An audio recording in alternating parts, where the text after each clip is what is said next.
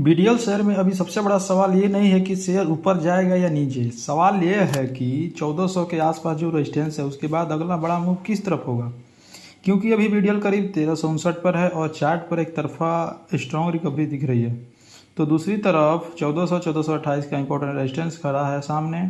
अगर ये लेवल डिसेबली टूट गया तो क्या बीडीएल सीधे 1481 और फिर 1620 की तरफ जा सकता है। लेकिन अगर यही रिजेक्शन मिला तो 1300 के आसपास का जोन बहुत इंपॉर्टेंट हो जाएगा। तो इस वीडियो में हम देखेंगे बीडीएल में अभी क्या करना चाहिए, बाई या होल्ड या वेट करना चाहिए। तो चलिए वीडियो को शुरू करते हैं और सबसे पहले हम लोग वीडियो के वीकली चार्ट को देखते हैं। तो यहाँ बीडीएल ने 2024-25 में ज़बरदस्त रैली दिखाई थी और उसके बाद स्टॉक में काफ़ी बड़ी करेक्शन आया है सामने। लेकिन पिछले कुछ समय में स्टॉक ने 1100 और 1250 के बीच एक रिकवरी जोन दिखाई है। अभी प्राइस करीब 1359 पर है। वीकली चार्ट पर सबसे इंपॉर्टेंट बात यह है कि स्टॉक अभी अपने पुराने बड़े रेजिस्टेंस लेवल के नीचे ट्रेड कर रहा है। ऊपर की तरफ पहला बड़ा रेजिस्टेंस करीब 1428 का है। इसके बाद अगला रेजिस्टेंस 1481 और 1500 के आसपास है। और अगर स्टॉक इन दोनों लेवल्स को स्ट्रॉन्ग वॉल्यूम के साथ क्रॉस करता है तो बड़ा टारगेट जोन 1620 के आसपास बन सकता है। लेकिन ध्यान रखिए, सिर्फ एक कैंडल ऊपर निकले उसको ब्रेकआउट मानना नहीं चाहिए। वीकली क्लोजिंग और वॉल्यूम कन्फर्मेशन ज़्यादा इंपॉर्टेंट होंगे। अब आते हैं दोस्तों डेली चार्ट पे। अभी असली लड़ाई यहाँ पे है, क्योंकि साफ यहाँ दिखाई दे रहा है कि बीडीएल ने 1235 के आसपास से स्ट्रॉन्ग बाउंस लिया है। इसके बाद प्राइस ने हायर लेवल्स बनाए हैं और अब करीब 1359 तक पहुंच गया है। लेकिन अब प्राइस एक क्रिटिकल जोन में आ गया है। 1428 का एरिया इमीडिएट रेजिस्टेंस है।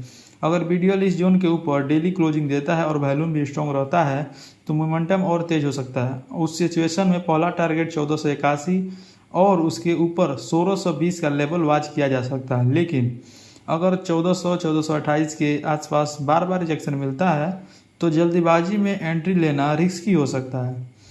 अब आते हैं 1 घंटे के चार्ट पर शॉर्ट टर्म ट्रेडिंग। अब यहाँ पे हम लोग 1 घंटे चार्ट में यहाँ देख सकते हैं स्टॉक ने करीब 1300-1320 के आसपास सपोर्ट डिमांड जोन से बाउंस लिया है। इसके बाद प्राइस में तेजी से ऊपर आया है। अभी इमीडिएट रेजिस्टेंस करीब 1428 का है। इसलिए शॉर्ट टर्म में सिंपल सेटअप ये होगा, 1428 के ऊपर सस्टेन्ड ब्रेकआउट अगर मिलता है तो इसको बुलिश मोमेंटम इससे मजबूत हो जाएगा। और अगर ब्रेकआउट फेल हो गया तो नीचे 1300-1320 का जोन है फिर से इम्पोर्टेंट हो सकता है। इसके नीचे कमजोरियाँ बढ़ती हैं तो अगला बड़ा सपोर्ट 1235 के आसपास देखा जा सकता है। अब सबसे ज़रूरी लेवल्स, तो दोस्तों पूरे चार्ट को बहुत सिंपल तरीके से समझिए। रेजिस्टेंस की बात की जाए तो यहाँ पे तीन रेजिस्टेंस दिखाई दे रहे हैं। एक 1428 का जोन और एक 1481 और तीसरा 1620 का। और सपोर्ट की बात की जाए तो यहाँ भी 3 सपोर्ट हैं, 1300-1320 का जोन और दूसरा 1235 और तीसरा 1139 का।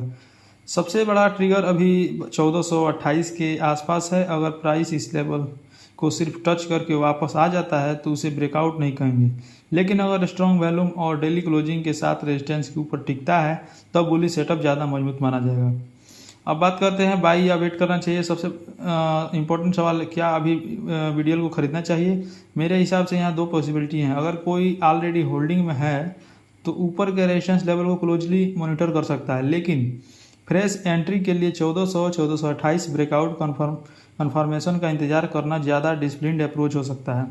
दूसरी तरफ अगर स्टॉक रिजेक्शन लेकर नीचे आता है तो 1300-1320 जोन और उसके बाद 1235 महत्वपूर्ण इंपॉर्टेंट सपोर्ट एरिया होंगे। यानी अभी बीडीएल में फोमो के बजाय कन्फर्मेशन ज़्यादा इंपॉर्टेंट है।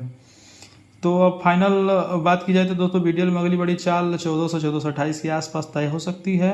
इसके ऊपर ब्रेकआउट मिलता है तो 1481 और 1620 के लेवल चर्चे में आ सकते हैं। लेकिन रेजिस्टेंस से रिजेक्शन मिला तो नीचे के सपोर्ट जोन को नज़रअंदाज नहीं करना चाहिए। आपके हिसाब से बीडीएल अभी 1428 तोड़कर 1481 जाएगा या उसके पहले ही करेक्शन आ जाएगा। तो अपना टारगेट कमेंट में ज़रूर बताइए। अगर आप ऐसे ही simple chart based stock analysis चाहते हैं, डेली एनालिसिस चाहते हैं तो वीडियो को एक लाइक कर दीजिए और वाईटी ट्रेडर आरके चैनल को सब्सक्राइब कर लीजिए। और ध्यान रखिए दोस्तों, ये वीडियो केवल एजुकेशनल पर्पज़ के लिए है। बाई और सेल का रिकमेंडेशन ना माने और बाई और सेल करने के लिए अपने सीए से सलाह ज़रूर लें। तो फिर मिलते हैं दोस्तों एक अच्छे नए वीडियो के साथ। तब तक के लिए धन्यवाद।